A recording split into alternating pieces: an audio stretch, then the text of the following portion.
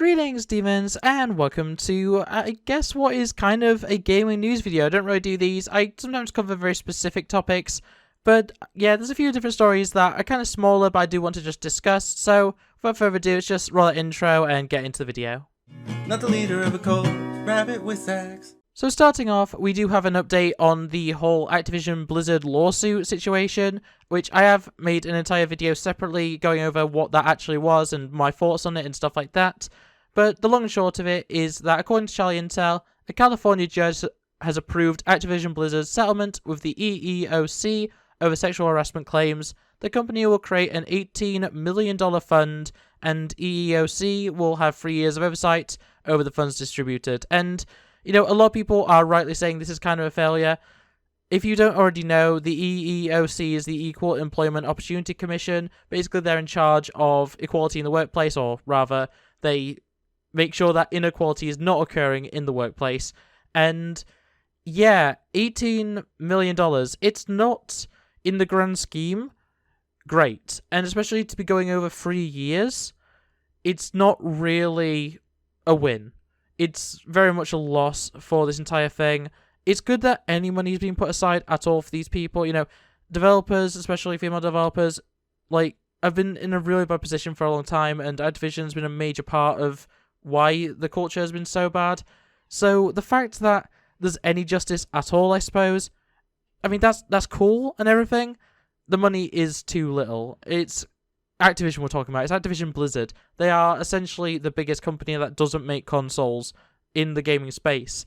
And, I mean, if you don't include Tencent, but whatever.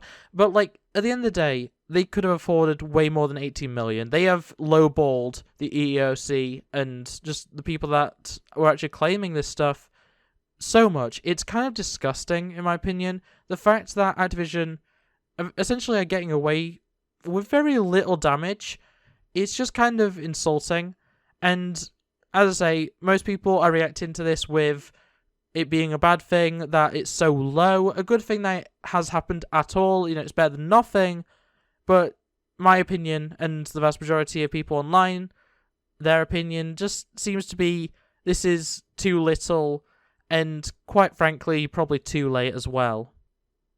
And so that brings us on to our next topic, which is the brand new PlayStation Plus subscription, which has just been announced, and I don't have the full details because, quite honestly, I don't care all too much. You know, I don't really get console subscriptions anymore, but most of the fact I'm a PC player, I don't really need them, other than I do get Game Pass, but that's mostly just so I can play Halo Infinite.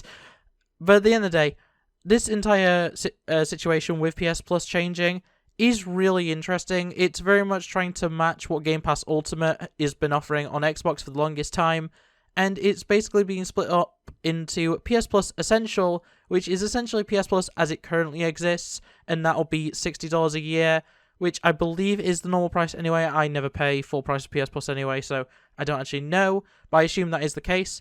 And then there is also going to be this new tier called PS Plus Extra, and that's going to be $100 a year, and that is essentially, you know, all of the bonus stuff, all the Game Pass type stuff, along with online, and I assume that includes like all the bonus games and bonus DLC and stuff.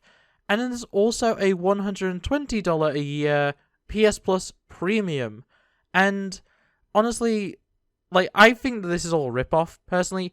Game Pass Ultimate, the like true Ultimate version that comes with both PC and console, Xbox Live and everything, I believe is $70 a year, which, you know, is a lot of money, don't get me wrong. I don't really pay for it in that kind of amount. I get, you know, very cheap monthly subscriptions when I need it.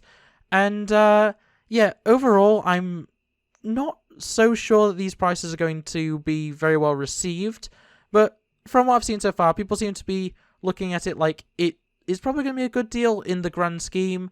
I just don't think it's going to work for most people. And, you know, that's completely just my opinion. I've seen both sides of it. I've seen people that really like this idea, really hate this idea. The price seems to be the sticking point. The actual concept in itself of having a PlayStation equivalent to Game Pass does seem to be pretty popular. And, you know, hopefully, you know, we have until June, I believe, for it to come out. Hopefully it's good. Hopefully it's improved. and maybe even the prices might be dropped a little bit, I don't know. But in any case, it's something different, it's something interesting. It's going to be weird to see if it actually becomes as popular as Game Pass, because Game Pass Ultimate offers a lot of things. It has Xbox Live, which includes Xbox Live Gold, which is their, bonus game sort of thing. You also have the entirety of Game Pass, which obviously includes over 100 games. There's also Game Pass for PC, which I think includes over 80 games at this point. You get new releases from first-party developers for Microsoft, and then on top of that, it's just... you get access to xCloud, which I know hasn't fully released and isn't really as good as it could be, but still, that's a game streaming service which is included in the price. Overall, if I was going to be subscribing to one or the other, it would be Xbox, and that's not just for the fact that obviously it does allow you to play games on PC. Just generally, I do think it is a much better offer, and especially if you are only on Xbox or only on PC, and you just want Game Pass if you're on PC or whatever, it's far cheaper. It's, I believe, $20 I don't actually know. I can't remember off the top of my head, but it's far cheaper if you just want Game Pass for PC compared to if you're wanting, PS Plus Essential, which I think it says a lot, because at the end of the day, PC gaming, most people want to own the games, or, at least just have the game until the DRM or whatever just closes down.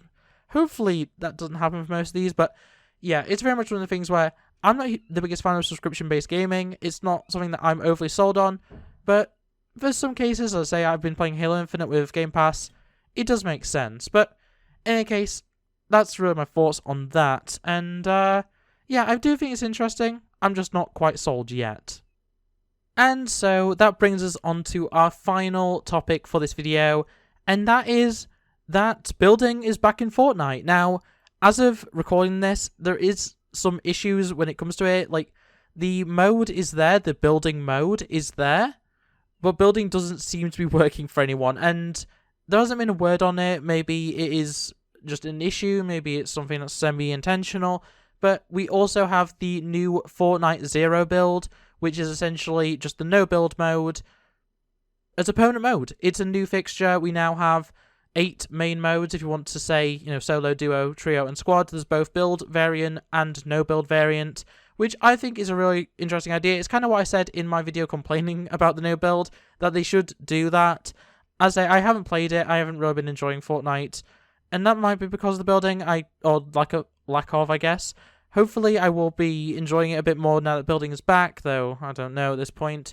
But in any case, it's really interesting that they are straight up being like, yeah, we're just going to have 8 modes now, 8 main modes. And of course, that's not taking away from any of the other modes. Creative is still there, so the world's still there. Party Royale, for some reason, is still there. And of course, the team mode that I can never remember the name of. Rumble? Team Rumble. Team Rumble is still there. All the other first-party modes that have been here for a while, imposters and stuff like that, all still there. So, I don't have any complaints about this. I wish that the game was fun to me, but it is what it is. And quite honestly, with the stuff that they are looking to be adding, including a new jetpack dispenser, as well as a lock-on launcher, I think this could be a really interesting meta. I'm not sure. I've seen mixed feelings, and honestly, I can understand both sides of it.